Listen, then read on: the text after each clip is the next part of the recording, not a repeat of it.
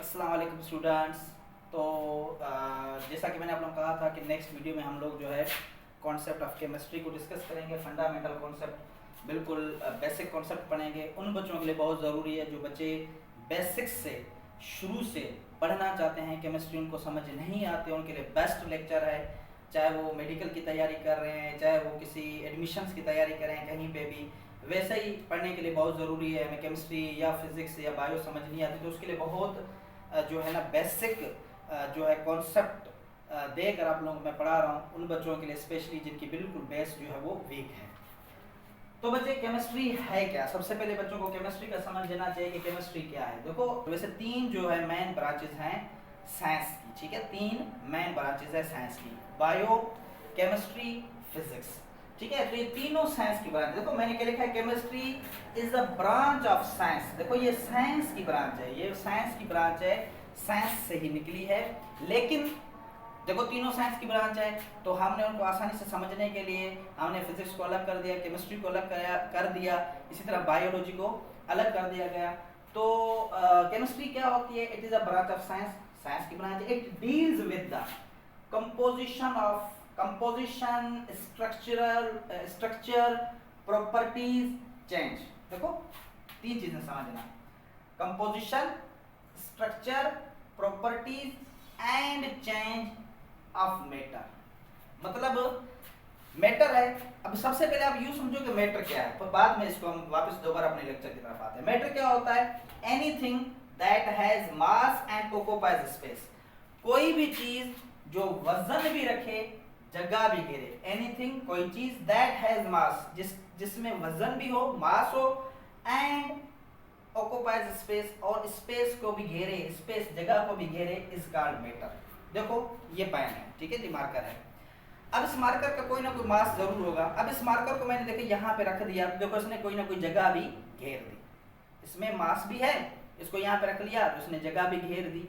तो इसको हम क्या कहेंगे कि ये हमारे पास, इसको हम क्या कहेंगे कि ये हमारे पास एक मैटर है, क्योंकि इसने मास भी है इसका, इसने जगह भी घेरी, तो दोनों प्रॉपर्टीज, दोनों खासियतें इसमें हैं, तो ये मैटर है।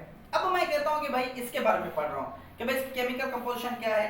भाई ये मार्कर जो है वो किस चीज से बना हुआ है? आया कि लकड़ी से बना हुआ है, लोहे से बना हुआ है, किसी प्लास्टिक से बना हुआ है। तो मैंने जब इसकी केमिकल कंपोजिशन देखी तो मुझे पता चला ये जो है किसी प्लास्टिक से बना हुआ है। तो केमिकली जो इसकी कंपोजिशन है वो किसी प्लास्टिक से है, लकड़ी से नहीं है, किसी लोहे से नहीं है, किसी और चीज से नहीं है, बल्कि ये प्लास्टिक से बना हुआ है। ये हो गई इसकी कंपोजिशन।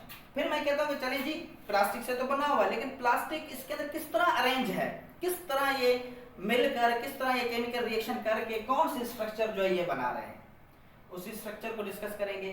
इसकी प्रॉपर्टीज क्या है, कौन सा प्लास्टिक है? ऐसे तो प्लास्टिक बहुत सारे होते हैं, जैसे चेंज ऑफ द मेटल। जैसे मिसाल के तौर पर अगर हम लकड़ी को जलाते हैं तो लकड़ी जो है जब वो जलेगी तो कोयला बन जाएगी। अब लकड़ी जो है कोयला बन गई तो उसके अंदर क्या हुई? केमिकल रिएक्शन हुई, देखो चेंज आ गया, मैटर क्या हो गया? चेंज हो गया अपनी दूसरी किसी हालत में। इसी तरह इन तमाम चीजों को जब हम डिस्कस करेंगे, किसी भी मैटर को, देखो कोई भी मैटर हो, उसकी अगर हम कंपोजिशन को डिस्कस कर रहे हैं, उसकी स्ट्रक्चर को डिस्कस कर रहे हैं, उसकी प्रॉपर्टीज को डिस्कस कर रहे हैं, उसके अंदर जो चेंज आ रही है, जो तब्दीली आ रही है, उसको डिस्कस कर रहे हैं, तो इसको हम कहेंगे कि हम केमिस्ट्री पढ़ रहे हैं। We are studying, we are discussing chemistry. Okay.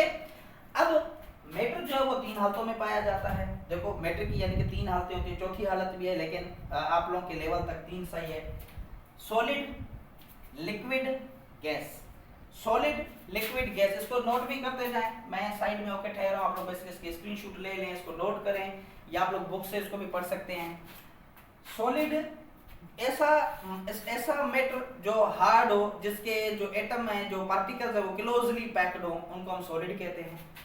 Liquid वो होता है जैसे कि कोई चीज फ्लो करे, लिक्विड की हालत में हो, जैसे वाटर है, ठीक है, ये लिक्विड की हालत में है। जैसे जूस है, जैसे दूध है, ये हमारे पास लिक्विड की हालत में होते हैं। तो ये लिक्विड भी हमारे पास क्या है? मैटर की एक हालत है। इसी तरह गैस वो होते हैं मॉलिक्यूल्स, जैसे कि हमारे पास घरों में हम यूज करते हैं, जैसे ऑक्सीजन हम ले रहे हैं, ये एक मैटर है, कार्बन डाइऑक्साइड है, मैटर है, ये गैसेज हैं, नाइट्रोजन है, ये हमारे पास जो है क्या है? मैटर। यानी कि गैस भी मैटर की हालत होती है, लिक्विड भी मैटर की हालत है, इसी तरह सॉलिड भी मैटर की हालत है। अब हम थोड़ा सा इनकी